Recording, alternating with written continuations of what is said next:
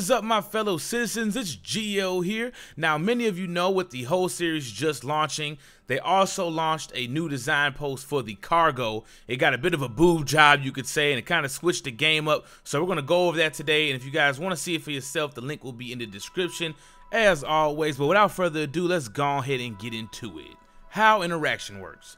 The Star Citizen design team has determined that there are 5 essential use cases for cargo objects in the game environment. Each of these cases must be developed in the game to give you full control over your cargo and items.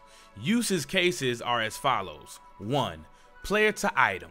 The player must be able to physically manipulate objects in the game world. Whether it's frag grenade, a Chairman Roberts bobblehead, or a Jean space plant, your character must be able to grab objects with 1 or 2 hands and then place them where desired. 2. Player to massive item. In development terminology, a massive item is any one that is too large for a player to reasonably interact with themselves. Think a ton of steel, a replacement Hornet wing, or a multi-meter torpedo.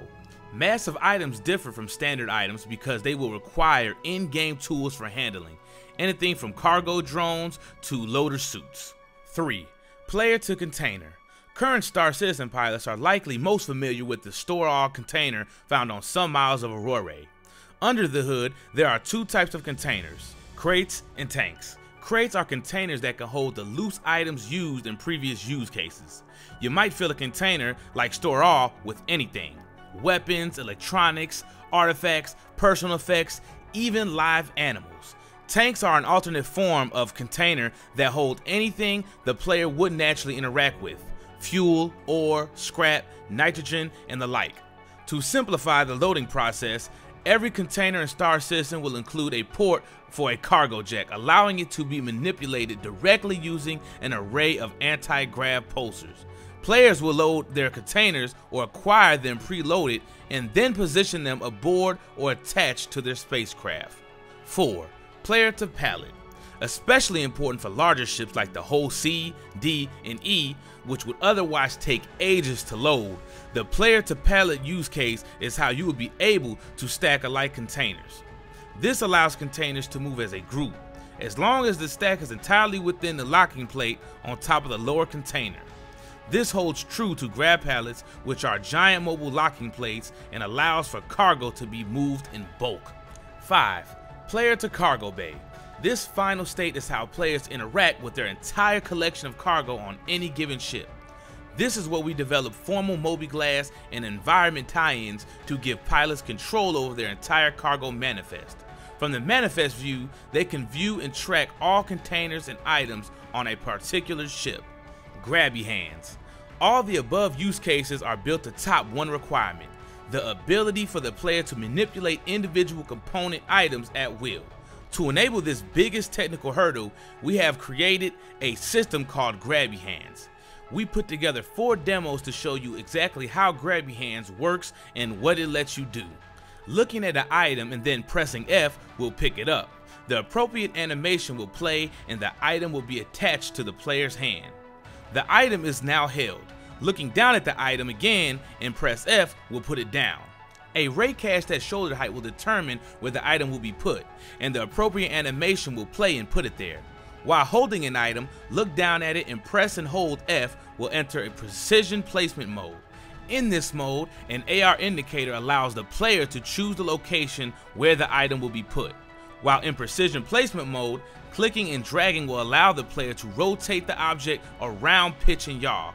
Make no mistake, this is more than just a system for picking up and putting down objects. With this process in place, we don't need to create a unique animation for every single object in the universe.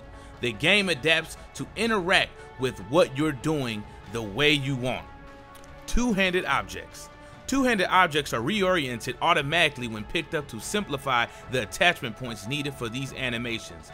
Beyond this exception, two-handed objects work exactly like one-handed ones do. Coin flip. Here's where Star Citizen's physics engine really shines. By interacting with items, you can manipulate them in a realistic manner that takes into account your environment and its respective gravity and other conditions. What that means in this case is that you can use grabby hands to manually flip a coin. Moving up while releasing the coin will cause it to flip, at which point it can be caught again. Holding still or moving down while releasing will simply drop the coin. Multiple coins could be picked up and flipped simultaneously, causing it to rain coins and make a mess. Groups of coins set down together tend to be much more organized. But this isn't just about coins. It's about creating a system that gives players more control over their universe. It will create new ways for players to express themselves through their interactions in the verse. Usable items. When holding a usable item, look down at it and double tap F to use the item. While an item is in use, double tap F to unuse the item and return it to the cargo state.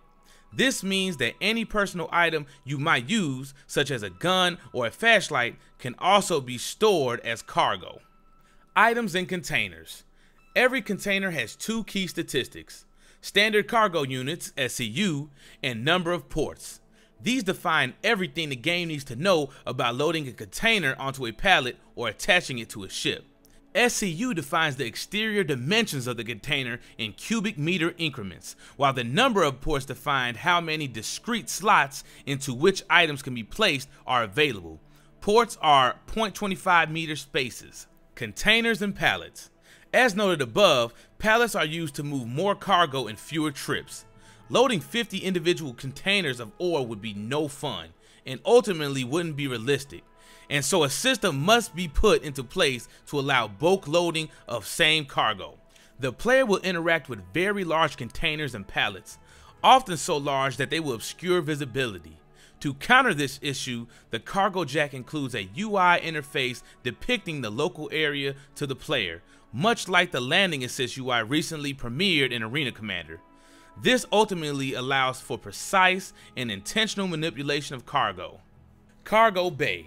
The SCU value introduced earlier defines the exterior dimensions of containers, which is important to note because it allows the number of SCU a ship is rated to actually correlate with the SCU value of all containers which can be placed inside that particular cargo bay. Containers are placed in a looking grids of sort, which marks out floor to ceiling where cargo can be stored on board a ship. The technology that drives these locking plates only require power to change state, and will secure and even unbox cargo as long as it's fully within the locking area. This means that only cargo containers can stack while disallowing infinite bridges, and that turning off power plant won't shred the ship with instant cargo shrapnel. Active locking plates are lit gold. Although the light will change to red if there's something wrong, the cargo bay is too damaged to maintain lock. Any of the items atop the plate cannot be secured, and so on.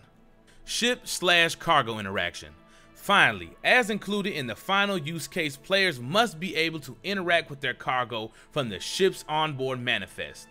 Using the manifest, you can activate and deactivate locking plates to jettison cargo, set orders arranging cargo, and see the effect that all of your items are having on your center of mass.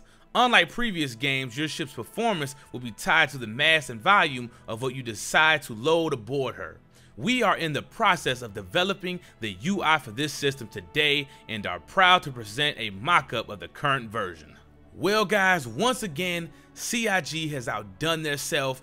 This is the most advanced cargo inventory system I have ever seen in a game, and I love how much detail they always do with the jobs. Like, it's gonna be so fun just to stack your cargo. Like, that's crazy they made this fun. But this is almost like I see cargo every day in my real life job and see how stuff goes, and it's very accurate. The only thing I hope that they do, I want some type of forklift, because like I said, my job, you bring the boxes in, you stack up the crates, and it's kind of cool how they do it. Actually, I'm trying to get a forklift job now and get off the assembly line. So like I said, I'm actually into unloading and docking. I don't know what it is about it. I just love doing that type of stuff. But you guys let me know, what do you guys think of the new cargo system? I'm in love with it. I can't wait to see it in full game.